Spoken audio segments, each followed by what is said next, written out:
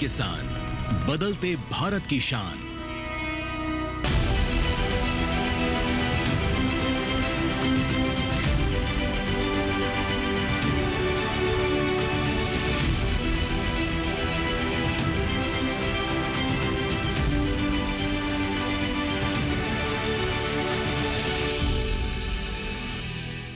नमस्कार, दूरदर्शन किसान में आपका स्वागत है। मैं हूं सुरेश वनचंदा और आप देख रहे हैं अपना कमोडिटी एक्सपर्ट।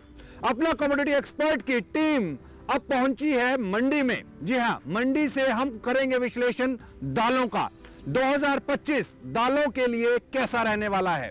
जो इंपोर्ट दालों का देखने को मिला है, उसके बाद क्या 2025 में दाल किसानों को, कारोबारियों को अच्छे दाम मिलेंगे। दालों के अंदर, चने के अंदर, मसूर के अंदर, उड़द के अंदर क्या तेजी की संभावनाएं हैं या बाजार यहीं पर स्थिर हो गए हैं, ये सब हम जानेंगे। हमारे साथ विशेष पैनल इस समय पर मंडी में मौजूद है। हमारे साथ अजय केडिया साहब, आपका स्वागत है अजय जी। हमारे साथ में सुनील बलदेवा साहब हैं, आपका स्वागत है सुनील जी। और हमारे साथ में मौजूद है राहुल चौहान साहब, आपका स्वागत है राहुल जी। राहुल जी, सबसे पहले आपसे, क्योंकि मंडियों का विशेष आंकलन आप करते हो, 2025 दालों के लिए कैसा? देखिए, 2025 दालों के लिए बड़ा चैलेंजिंग भरा रहेगा, क्योंकि कुछ लगभग हमारी सभी दालें, मूंग को छोड़कर सभी दालों का इंपोर्ट जो है वो ओजीएल के तहत हो रहा है, ओपन जनरल लाइसेंस के तहत हो रहा है। और हमने कई देशों के साथ एमओयू भी साइन किया है कि आप जो है इतने साल तक आपको तुअर का उत्पादन हमारे लिए करना होगा। तो विदेशों से बहुत बड़ी मात्रा में इंडिया में दलहनों का आयात हो रहा है, खासकर मटर का। दिसंबर 23 से दिसंबर 24 तक करीब हमारे यहाँ 30 लाख टन मटर इंपोर्ट हो चुकी है, जो बहुत एक बड़ी मात्रा है। 30 लाख टन मटर का होना यानी कम से कम 6-7 महीने की खपत के बराबर मटर है। और मटर का इस्तेमाल जो है आजकल सस्ती दाल है अन्य दालों के मुकाबले। तो देसी चना भी तो हुआ है। हाँ, सस्ती दाल है, तो इस वजह से इसका इस्तेमाल जो है बेसन मिक्सिंग में हो रहा है। और तथा जो विभिन्न ढाबे और रेस्टोरेंट छोटे मोटे हैं, उनमें भी दाल फ्राई में तुअर की जगह आजकल मटर का इस्तेमाल ज़्यादा हो रहा है। अच्छा, तो जो अवेलेबिलिटी है सभी दालों की, ना कि मटर की, चना इंपोर्ट खुल गया है, करीब 10 लाख टन इंपोर्ट इंडिया में होने वाला है। और तुअर का भी हमारा करीब 8 से 9 लाख टन हम इम्पोर्ट कर चुके हैं। उड़द में भी 6 से 7 लाख हम इम्पोर्ट कर चुके हैं। तो ओवरऑल अवेलेबिलिटी जो है, उपलब्धता जो है पल्सेस की बहुत बढ़िया रहने वाली है 2025 में। और बस इसका जो सबसे बड़ा नुकसान जो होगा वो किसानों को मुझे लग रहा है, क्योंकि हमने इतनी बड़ी मात्रा में इम्पोर्ट कर लिया है, तो किसानों को शायद ही वाजिब दाम मिल पाए जो लास्ट सीजन में मिले थे। राहुल जी ने वाजिब दाम की बात की। क्या आपको लगता है कि वाकई के अंदर में किसानों को वाजिब दाम नहीं मिल पाएंगे, क्योंकि एमएसपी तो दालों के अंदर सबसे ज़्यादा मिल रही है, अच्छा प्राइस मिल रहा है। और अभी दालों का जब सीज़न आएगा और तो तब तक सरकार एक और एमएसपी का अनाउंसमेंट कर चुकी होगी। तो इसको देख करके आपको क्या लगता है? और दूसरा मेरा सवाल आपसे, क्योंकि हमारी डिपेंडेंसी पूरी की पूरी इंपोर्ट पर है, हमारी जितनी खपत है उसका तकरीबन 40 से 50% ही हम यहाँ पर ग्रो कर पा रहे हैं, उत्पादन कर पा रहे हैं। तो बाकी की जो 50% की जो डेफिशिएंसी है, जो कमी है, वो तो हम बाहर से, विदेशों से ही आयात करके पूरी करते हैं। तो आयात तो होगा ही होगा, निश्चित तौर के ऊपर होगा।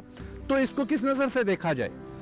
वाजिब दाम की यदि बात करें तो हाँ, कंज्यूमर के हिसाब से वाजिब दाम आप कह सकते हो, सरकार समझ सकती है, लेकिन किसानों के लिए वाजिब दाम बिल्कुल भी नहीं है। विडम्बना देखिए, पिछले 2 साल से हम तुअर को इंपोर्ट कर रहे हैं, क्योंकि तुअर की हमारे यहाँ भारी कमी थी और वेदर कंडीशन ठीक नहीं होने से काफ़ी कम हमारे प्रोडक्शन की कमी रही थी।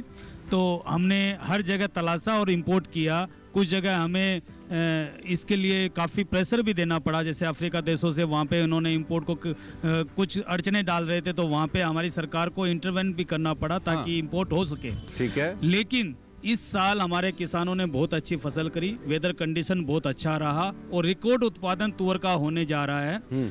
फसल आए हुए 1 महीना हो गया है और गुलबर्गा जैसी कुछ मंडियों में भाव चूंकि एमएसपी से बहुत नीचे है, तो वहाँ के किसानों ने मंडियां भी बंद रखी है। अच्छा। और अभी तक फिर भी हमारे यहाँ इसकी खरीदी चालू नहीं हुई है। हाँ। तो मुझे ये लगता है कि सरकार की पॉलिसियां अच्छी है लेकिन सही टाइम पे इम्प्लीमेशन नहीं हो रहा है। हाँ। इसकी वजह से हम आत्मनिर्भर के लिए बार बार पीछे जाते जा रहे हैं। हाँ। अब मैं दूसरी कम्युनिटी के पास ले जाऊंगा आपको, जैसे मटर का राहुल जी ने बोला, हमने करीबन 27 लाख टन मटर इंपोर्ट कर ली है। हाँ। जो करीबन यदि हमारे पास 18 से 22 लाख टन के बीच में मटर का जो है वो खपत रहती है भावों और दूसरी कम्युनिटी को देखते हुए। ठीक है। तो हमने एक साल से ज्यादा प्रोडक्शन का ज्यादा खपत का मटर ऑलरेडी इंपोर्ट कर चुके हैं।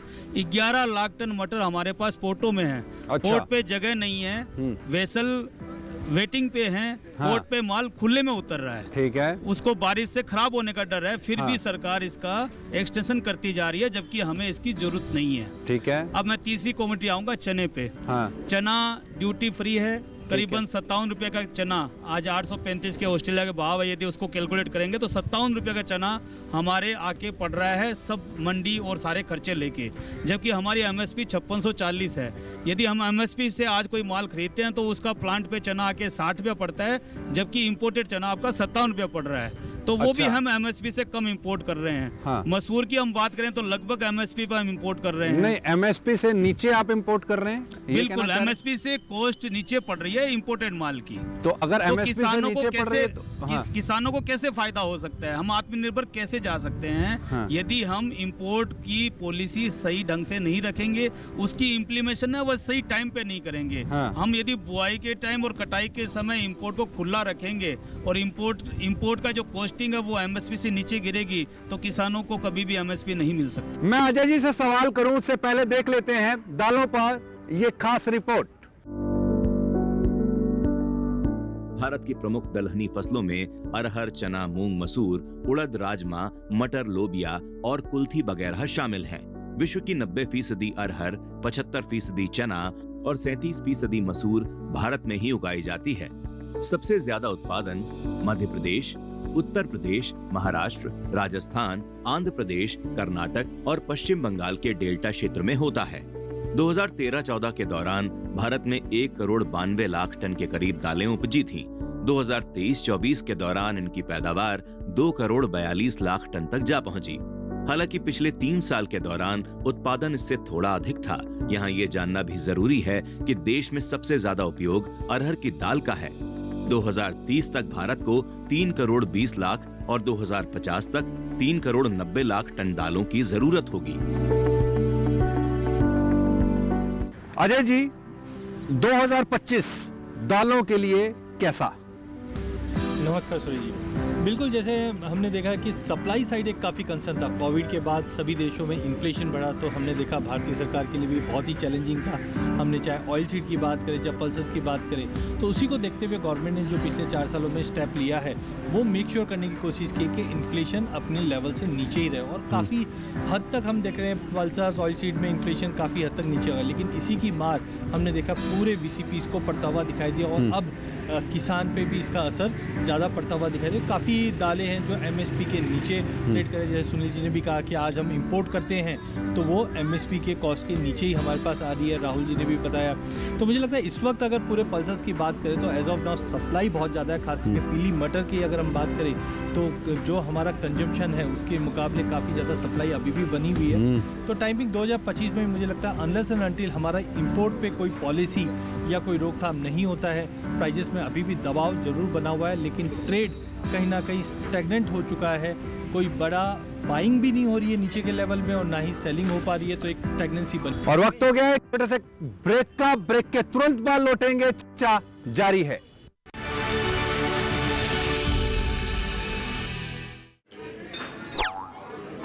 अरे रे, सावधानी हटी तो जेब कटी।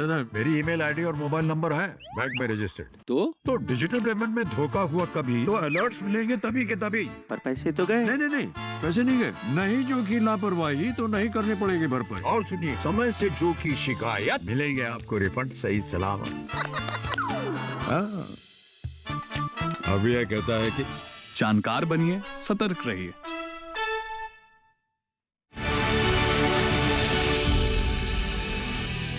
ब्रेक के बाद एक बार फिर से आपका स्वागत है। अजय जी, मेरा पहला सवाल आपसे ये था कि 2025 आप कैसा देख रहे हो? ब्रेक से पहले सुनील बलदेवा जी भी बात कर रहे थे पॉलिसीज को लेकर के, आपने भी पॉलिसीज की बात की। इन्फ्लेशन एक बड़ा कंसर्न है और कंज्यूमर तक सही दाम के अंदर में उत्पाद पहुंचे, ये भी तो इंश्योर सरकार को ही करना है। तो अगर प्राइसेस बढ़ रहे हैं, चने का ही उदाहरण लिया जाए, 8,000 रुपए के ऊपर चना बिकने लगा थोक मंडियों के अंदर, कंज्यूमर तक पहुंचते पहुंचते वही चना जो है 110, 120, 130 रुपए हो गया। तो वहां पर जो इन्फ्लेशन एक प्रेशर था सरकार के ऊपर पे, वो भी तो सरकार को टेक केयर करना है। तो क्या ये उस एंड के ऊपर उचित नहीं है कि अगर प्राइसेस इंक्रीज कर रहे हैं तो इंपोर्ट कर लिया जाए? बिल्कुल सुरेश जी, जिस ढंग से आपने बोला, सरकार के लिए बोलते हैं हम डबल एज स्वार्ड है, क्योंकि अगर इन्फ्लेशन बढ़ेगा तो आम आदमी के लिए पॉकेट पे काफ़ी भारी, और कोविड के बाद से हमने देखा सभी इकोनॉमी के लिए ये बहुत ही इंपॉर्टेंट है। आज भी यूएस देख रहे हैं 2.9 की इन्फ्लेशन रेट पे जूझ रहा है। वहीं अगर हम डोमेस्टिक मार्केट है तो हम काफ़ी हद तक फूड इन्फ्लेशन को कंट्रोल में रखने की कोशिश की है, लेकिन गवर्नमेंट के पास, जैसे सुनील जी से मेरी बात हो रही थी, तो मैकेनिज्म होना चाहिए। बिकॉज जब तक मैकेनिज्म नहीं होगा तो ये तकलीफ आनी है कि कभी एक बार हम काफ़ी ज़्यादा इंपोर्ट कर लेते हैं, जिसकी वजह से डोमेस्टिक व्यापारी या डोमेस्टिक स्टॉकिस्ट, फार्मर, इनमें कंसर्न्स आ जाते हैं, और कभी कभी हम लोग बिल्कुल ही नहीं कर पाते हैं टाइम पे, तब भाव हम काफ़ी ज़्यादा बढ़ते हैं। तो एक हम बोल सकते हैं कि एक मैकेनिज्म होना चाहिए कभी भी भाव में अगर कुछ तेज़ी या मंदी ज़्यादा आती है, क्योंकि कोई भी व्यापारी है वो चाहता है कि प्राइस में स्टेबिलिटी रहेगी तो व्यापार भी बढ़ेगा, एक कॉन्फिडेंस बढ़ता है, और ट्रेड के लिए सभी के लिए विन विन होता है। लेकिन जिस ढंग से हमने पल्सेस के अंदर खास करके चने की जो बात करें, 8,000 वाला चना आज 6,000 के नीचे आ जाता है, तो ये ना फार्मर के लिए अच्छा है, ना व्यापारी के लिए अच्छा है, ना इंपोर्टर के लिए अच्छा है, ना स्टॉकिस्ट के लिए अच्छा है। तो आई थिंक स्टेबिलिटी मैकेनिज्म जरूर इस पर काम करना चाहिए, और सरकार डेफिनेटली काम भी कर रही है, बट और इनपुट्स लेकर अगर काम किया जाए तो एक स्टेबिलिटी आएगी तो सभी के लिए व्यापार अच्छा रहेगा। सुनील जी, मैकेनिज्म की बात हो रही है, मैकेनिज्म कहने में यह है कि हमने सरकार को सजेस्ट कर दिया कि एक मैकेनिज्म होना चाहिए। मैकेनिज्म क्या होना चाहिए? यदि मैं इंपोर्ट की बात करूं तो मैकेनिज्म को सीधा सीधा आप रिलेटेड कर दें एमएसपी से। यदि एमएसपी के आसपास यदि दालें चल रही है तो 0% कर दें, एमएसपी सीधे ऊपर चल रही है तो ड्यूटी को बढ़ा दें, एमएसपी से यदि नीचे है तो ड्यूटी को 0 कर दें ताकि इंपोर्ट हो जाए। तो यदि पहले से फिक्स होगा तो जैसे अजय जी ने बोला, स्टेबिलिटी आएगी। स्टेबिलिटी देश, किसान और व्यापारी सबके लिए अच्छी है। और मैं जब आपका जो क्वेश्चन है इन्फ्लेशन का, मैं आपको बता दूं कि 32 ग्राम पर कैपिटा का अभी हिस्से आती है पर व्यक्ति के। 32 ग्राम को यदि हम 80 रुपये का एवरेज दाल ले लें तो उसका 2-2.5 रुपये के आसपास का कॉस्टिंग रोज की बैठती है। तो मुझे नहीं लगता कि इतनी बड़ी कॉस्टिंग है जिसको इन्फ्लेशन के लेके दालों में यदि विशेष फर्क पड़ता हो। दूसरी, 80 करोड़ जनता को सरकार सब्सिडाइज रेट पे देती है, तो हम केवल 60 करोड़ जनता के लिए, वो भी 2.5 रुपये की दाल के लिए, यदि हम उसको देख कर अपनी पॉलिसी बनाएंगे तो किसानों को और देश को बड़ा नुकसान होने वाला है। हम हर बार देखते रहेंगे कि कब हम बर्मा से मंगाएं, या फिर हमारे लिए अर्जेंटीना उगा रहा नहीं उगा रहा, हमारे लिए ब्राज़ील उगा रहा नहीं उगा रहा, ऑस्ट्रेलिया और कनाडा के किसान को ही हम फ़ायदा देते रहेंगे। हम अपने किसानों को कभी फ़ायदा न दे सकेंगे और न हम आत्मनिर्भर हो सकेंगे। लेकिन सरकार तो कहती है कि एमएसपी पर वो खरीदती है दालें। सरकार एमएसपी नाफेड आपसे चना खरीदता है किसानों से, सरकार एमएसपी पे 25% दाल खरीदती है, और तुअर उड़द को सरकार ने इस साल 40% खरीदने का निर्णय लिया है। बाकी का 60 या 75% दाल है वो व्यापारी खरीदता है। व्यापारी जब खरीदेगा जब उसको इंटरनेशनल मार्केट भी देखना होता है, डोमेस्टिक मार्केट भी देखना होता है, तो उसकी दाल क्या भाव बिक रही है उसके हिसाब से वो कैलकुलेट करके वो माल को खरीदता है। तो वो माल कई बार एमएसपी से नीचे बिकता है, जैसा अभी बिक रहा है। अभी भी आप देखोगे तो मसूर और तुअर एमएसपी से नीचे बिक रहा है। जैसा मैंने पहले बोला, गुलबर्गा में कई जगह तो किसान मंडी बंद करके बैठे हैं और शिकायत कर रहे हैं कि हमारी तुअर जो है काफ़ी नीचे बिक रही है। राहुल जी, 2025 आपने ब्रेक से पहले बताया कि बहुत ज़्यादा अग्रेसिवनेस शायद दालों के कारोबार के अंदर पे नहीं दिखाई दे, लेकिन अब जिसके पास में स्टॉक है या जो किसान चने की खेती की तरफ अग्रसर है या दालों की खेती की तरफ अग्रसर है, उन्हें इस वक्त क्या करना चाहिए? क्या दालों की खेती छोड़ करके दूसरी क्रॉप की तरफ बढ़ना चाहिए, क्योंकि वहाँ पर क्या आपको लगता है कि पैसा नहीं मिलेगा? तो फिर आत्मनिर्भरता की तरफ कैसे बढ़ा जाएगा? देखिए, काफ़ी अच्छा सवाल पूछा आपने। जो अगर फार्मर को, किसान को प्राइसेस नहीं मिलते, उसका असर अगली सोइंग पर ज़रूर आता है। उदाहरण के तौर पर अभी जो मौजूदा रबी सोइंग हुई है, गेहूं की कीमतें बहुत अच्छी हैं, मक्का की कीमतें बहुत अच्छी हैं, उसी अनुपात में दोनों का एरिया बड़ा है। सरसों की कीमतें बहुत डाउन साइड चल रही हैं, मूंगफली की डाउन साइड चल रही हैं, तो अभी रबी सीजन में इनका भी एरिया घटा है। तो कुल मिलाकर प्राइस ही डिसाइड करता है कि बाजार किस हिसाब से चलेंगे। किसान जो है, मेरा मानना है कि मंडियों में जब माल बेचता है उस टाइम के रेट याद रखता है, या फिर जब वो सोइंग करता है, बिजाई करता है, केवल उस टाइम के ध्यान में रखता है रेट। बीच में चाहे वो 10,000 हो जाए, 20,000 हो जाए, उसे कोई मतलब नहीं है। तो ये किसान के हाथ में है, और ऑफ कोर्स जब तक उसको सही रेट नहीं मिलेंगे, मैं बार बार सरकार से कहना चाहूँगा कुछ ऐसा ड्यूटी डायनेमिक, जैसे सुनील जी ने अभी बोला, ड्यूटी डायनेमिक ऐसे कोई स्ट्रक्चर बने कि एमएसपी के आसपास हमारी जो इंपोर्ट है वो एमएसपी के आसपास हो और किसानों को फ़ायदा पहुँचे, इंडस्ट्री को फ़ायदा पहुँचे। अभी पूरे सुनील जी, 2017-18 में सेल्फ सफिशिएंट भी हुए, निर्यात भी किया, और ऐसा क्या हो गया उसके बाद कि हम वापस से आयातक देश हो गए दालों के? 2016 में जब बहुत ज़्यादा तेजी आई तो सरकार ने दालों के उत्पादन बढ़ाने के लिए ध्यान दिया, और मोदी साहब ने, आपने देखा होगा, बार बार स्लोगन भी दिया कि हमें आत्मनिर्भर बनना है। 2017 में हमारे किसानों ने बहुत अच्छी मेहनत करी और बहुत दाल उगाई जो हमें पूरी कंजम्पशन के लिए सफिशिएंट थी।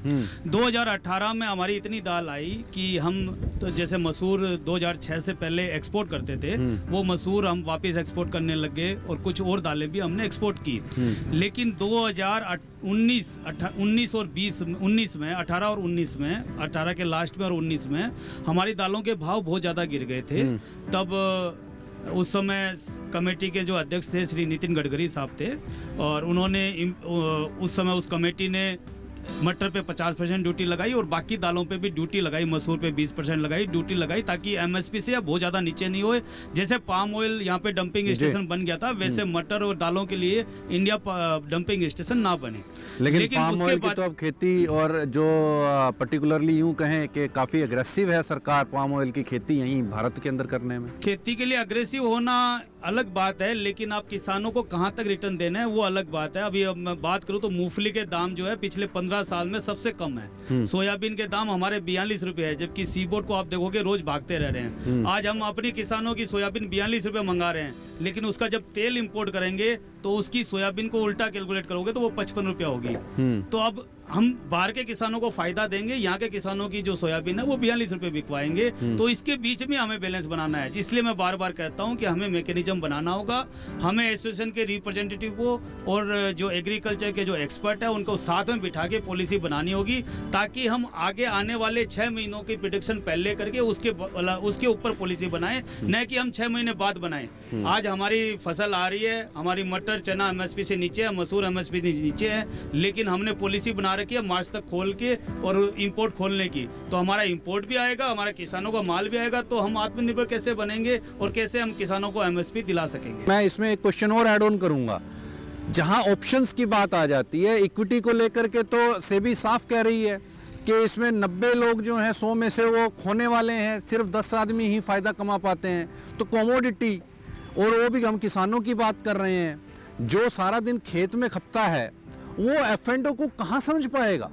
शेयर मार्केट और कमोडिटी मार्केट को हम एक दूसरे से रिलेटेड इसलिए नहीं कर सकते कि शेयर मार्केट में आपके पास केवल एक फिजिकल पेपर है, जबकि इसमें आपके पास माल है, किसानों के पास माल है, उसको वो अपनी पोजीशन को हेज कर सकता है, अपनी प्राइस को सिक्योर कर सकता है। जबकि बिना यदि एक्सचेंज पे यदि कमोडिटी नहीं चल रही है तो आपके पास न तो प्राइस डिस्कवरी है, न सिक्योर होने का तरीका है, न केवल किसान बल्कि इंपोर्टर के पास भी नहीं है। यदि इंपोर्टर के पास होता तो शायद आज चना और मटर में इतना बड़ा नुकसान इंडस्ट्री को नहीं उठाना पड़ता कि वो दूसरी दाल के इंपोर्ट करने के बारे में सोच ही नहीं रहे। जो आपके पहले क्वेश्चन में एक छिपा हुआ था, डर छिपा हुआ था कि कोई भी कंपनी या कोई भी समूह मिलकर इसको मैनिपुलेट कर सकता है प्राइस के लिए, तो मैं आपको बताऊं कि करीबन 25 से 40% दाल जो है कि सरकार खरीदती है, गेहूं सरकार लगभग 80% खरीदती है, लेकिन सरकार भी इस प्राइस को अपने इच्छा के हिसाब से बेच नहीं सकती, या जब तक नहीं रोक सकती जब तक वो एमएसपी के ऊपर, उसके कॉस्टिंग के ऊपर नहीं चली जाए। आपने देखा होगा सरकार को ज़्यादातर लॉस करके माल को बेचना होता है। तो इसलिए क्योंकि ये सेमी पेरिसेबल आइटम है, इसको 5-6 महीने के ज़्यादा आप रख नहीं सकते, रखोगे तो दूसरी फसल भी आती है उससे पहले, तो इसके बीच में आपको माल को बेचना होता है, डिमांड सप्लाई जो है वो उसको आपको कैलकुलेट करना होता है। तो इसलिए ये डर मुझे लगता है कुछ समय के लिए हो सकता है कोई शॉर्ट टाइम के लिए इसको मैनिपुलेट कर दे, लेकिन लंबे समय के लिए इसके लिए सरकार भी नहीं कर सकती, तो कोई संस्था या मतलब फंडामेंटली ही अफेक्ट करेगा। बिल्कुल फंडामेंटली अफेक्ट करेगा। वक्त हो गया यहाँ पर एक ब्रेक का। ब्रेक के तुरंत बाद लौटते हैं, रैपिड फायर करेंगे हमारे गेस्ट के साथ।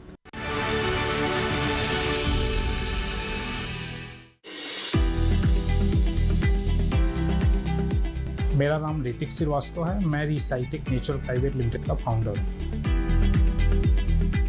हम लोग रिसाइटेक में ह्यूमन हेयर से फर्टिलाइजर बना रहे हैं। ह्यूमन हेयर में 16% नाइट्रोजन होता है।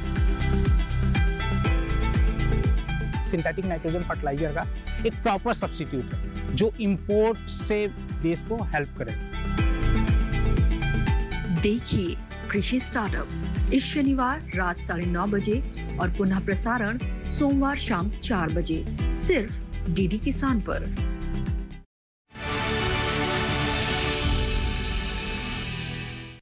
ब्रेक के बाद एक बार फिर से आपका स्वागत है, एक एक करके रैपिड फायर। और पहला सवाल आपसे अजय जी, क्या लगता है दालों को वायदा कारोबार में जगह मिलनी चाहिए या नहीं? तो जी जन से हमने 2021 में बैन के बाद देखा कि कोई भी डायनामिक्स चेंज नहीं हुए, वही बैन था और उसके बावजूद हमने प्राइजेस में एक बड़ा उछाल भी देखा, बड़ा फॉल भी देखा। तो ये तो क्लियर हो चुका है कि वायदा बाजार बैन करने से कोई भी डायनामिक्स चेंज नहीं होंगे। जो डायनामिक्स चेंज होते हैं वो डिमांड सप्लाई पे होते हैं। तो मेरा मानना है कि वापस इसको लाना चाहिए ताकि फार्मर, वीसीपी जो वैल्यू चेन पार्टिसिपेंट जिसमें फार्मर है, स्टॉकिस्ट है, इंपोर्टर है, सभी के लिए ये विन विन प्लेटफॉर्म बने। सुनील जी, 2025 में चना क्या भाव? मुझे लगता है ये सारी अब चूँकि गवर्नमेंट की पॉलिसी पे डिपेंड हो गया है, तो आजकल कोई भी प्रिडिक्शन करना मुश्किल है। गवर्नमेंट हर एक रेंज बाउंड हर दो महीनों में गवर्नमेंट जो अपनी पॉलिसी को चेंज करती रह रही है। लेकिन जहाँ तक मुझे लगता है कि लगभग चना जो है अभी 57-58 के आसपास चल रहा है, ये 55 और 65 के बीच में ट्रेड करता रहेगा। राहुल जी, क्या लगता है आपको, चना, उड़द, मूंग, मसूर, कौन सी दाल स्टॉक करने से या फिर उसका बाजार, उसका भविष्य बेहतर? देखिए, स्टॉकिंग के लिए तो अभी कुछ आइटम बचा नहीं है क्योंकि ऑलरेडी हमारे पास भरपूर मात्रा में दलहनों का स्टॉक बचा है। भरपूर एक छोटा वर्ड है, बहुत ही विशाल मात्रा में स्टॉक बढ़ा हुआ है। तो स्टॉकिंग तो नहीं करनी चाहिए, बट ट्रेडिंग जरूर कर सकते हैं कि आज लिया, अगले दिन या 3-4 जैसे उनको भाव अच्छे मिले वो बेच दिया। तो स्टॉकिंग बड़ा नुकसानदायक रह सकता है, मेरा ये मानना है। अजय जी, क्या आपको लगता है कि 2025 के अंदर में जो दाल का कारोबार है उसको देखते हुए या उसके प्राइसेस को देखते हुए इंपोर्ट ड्यूटीज बढ़ा देनी चाहिए? बिल्कुल, देखिए अभी जिस दिन से हमने मैकेनिज्म की बात की है, तो मैं ये नहीं बोलूँगा डायरेक्टली इंपोर्ट ड्यूटी बढ़ा देनी चाहिए, क्योंकि एक मैकेनिज्म होना चाहिए कि एमएसपी के करीब है तो क्या एक्शन होना चाहिए। तो आई थिंक गवर्नमेंट को मैकेनिज्म पे ज़्यादा काम करना चाहिए, रादर देन कि एसओएस के आज रिक्वायर्ड है तो मैं बढ़ा दूँ, कल रिक्वायर्ड नहीं तो घटा दूँ। तो ये एक स्टेबल नहीं होगा, तो एक मैकेनिज्म को फॉलो करना चाहिए। सुनील जी, क्या एक बार फिर से भारत दालों का निर्यातक देश होगा? 2006 से पहले हम मसूर दाल जो है हमारे कंजम्पशन से ज़्यादा उगाते थे, हम कई देशों में निर्यात करते थे। लेकिन हमारी पॉलिसी उस हिसाब से नहीं रही कि हम आत्मनिर्भर भी बन सके उसके बाद में। लेकिन 17-18 में 1-2 साल आए थे, क्योंकि उस समय 2017 में सरकार ने अच्छे कदम उठाए थे, उसका हमें रिजल्ट दिखाई दिया था। लेकिन जो हमने 2024 में जो हमने डिसीजन लिया है, मुझे लगता है हम वापस 2016 की पोजीशन में जाके खड़े हो गए हैं। और आगे आने वाले दिनों में हो सकता है किसान इसके बुआई के लिए विमुख हो जाए यदि भाव नहीं मिला तो, और फिर हम वापस हमें इंटरनेशनल मार्केट की तरफ देखना पड़े और ये कहाँ से इंपोर्ट करें ये खोजना पड़े। राहुल जी, 2025 एमएसपी दालों में सबसे ज्यादा, लेकिन उसके बावजूद भी किसान दालों की तरफ रुख क्यों नहीं कर रहे? देखिए, अजय जी ने भी अभी बताया, सुनील जी ने भी बताया कि बाजार जो है वो असली डिमांड और सप्लाई पे चलते हैं। यही एक बेसिक फंडामेंटल सेंटिमेंट आप जो कहेंगे ये रहता है। अगर डिमांड से ज़्यादा हमारे पास माल है तो मंदा लाजिम है, और अगर आपके पास सप्लाई कम है और डिमांड ज़्यादा है तो तेजी एक स्वाभाविक है, हर जगह होता है। तो टोटली एमएसपी जैसा आप कह रहे हैं कि एमएसपी दालों में सबसे अधिक है। मसूर में पिछले तीसरे फाइनेंशियल ईयर से अब तक जो है सबसे ज़्यादा एमएसपी बढ़ाई गई है, शायद 900 से 1100 रुपये एमएसपी में बढ़ोतरी की गई है। लेकिन ये एमएसपी में बढ़ोतरी का फ़ायदा तभी मिलेगा जब किसान को वो वाजिब दाम मिलेंगे। दलहनों के मामले में देखिए, अगर आप एफसीआई गेहूं और चावल देखते हैं तो वो एक 70-80% तक प्रोक्योरमेंट रहती है, लेकिन पल्सेस में ये 10% भी नहीं है। पल्सेस में 10% भी नहीं है, हद से हद अभी 25% हमने सरकारी पिछले खरीद तो- कहीं ना कहीं इसकी एक वजह हो सकती है, ये कहना चाह रहे हैं। मैकेनिज्म होना चाहिए एक पूरा कि प्रॉपर जो है पूरी खरीद की जाए। जैसे अगर आप गेहूं और चावल की ऐसी खरीद कर सकते हैं तो आप दलहनों की खरीद क्यों नहीं कर सकते? आप 100% लीजिए, किसानों को कम से कम आश्वासन तो दीजिए, भैया आप उगाइए, हम आपके पीछे खड़े हैं, भाव नीचे जाएंगे तो हम आपसे खरीदेंगे। सुनील जी, 2025 कौन सी दाल सबसे बेहतरीन? कुछ भी दाल बेच लो कमाई देगी, कुछ भी दाल बेच लो लेकिन कमाई। इसके लिए आपको ऑनलाइन ट्रेडिंग खोलनी होगी, क्योंकि आप ऐसे शॉर्ट सेल कर नहीं सकते। ऑनलाइन ट्रेडिंग होगी तो आप बेच लो, बाद में ले लेना, कमाई होगी। क्या बात है। अजय जी, कौन सी दाल सबसे बेहतरीन? देखिए, बिल्कुल जो हवा है इस वक्त तो मंदी की दिख रही है, जिस ढंग से हम चाहे पीली मटर का जो इंपोर्ट है उसकी वजह से, तो टाइमिंग मुझे लगता है वीकनेस ही रहेगी। और जैसे सुनील जी ने बोला कि अगर फ्यूचर पे होगा तो डेफिनेटली बेचकर मुनाफा अभी हो सकता है। यानी कि जो हमारे पैनलिस्ट हैं उनका कहना यह है कि 2025 कमोबेश दालों के लिए थोड़ा सा सुस्ती भरा रह सकता है, क्योंकि इंपोर्ट अच्छा खासा हुआ है, अवेलेबिलिटी है, स्टॉक है, पाइपलाइंस फुल हैं, कहीं कोई किल्लत नहीं है दालों की। हाँ, आम उपभोक्ता के लिए यह राहत की बात है कि दालों की कीमतों में बहुत ज़्यादा उछाल नहीं आने वाला। लेकिन उसके साथ साथ में अगर ये वायदा कारोबार के ऊपर पे आती हैं तो यहाँ पर एक तरफा थोड़ा सा सेंटीमेंट के तौर के ऊपर पे एक रैली जरूर देखने को मिल सकती है, ऐसा पैनलिस्ट का भी कहना है। कहीं मत जाइए, आप देखते रहिए दूरदर्शन किसान, क्योंकि खबरों का सिलसिला और इसी तरीके की चर्चाएं लगातार दूरदर्शन किसान पर जारी हैं।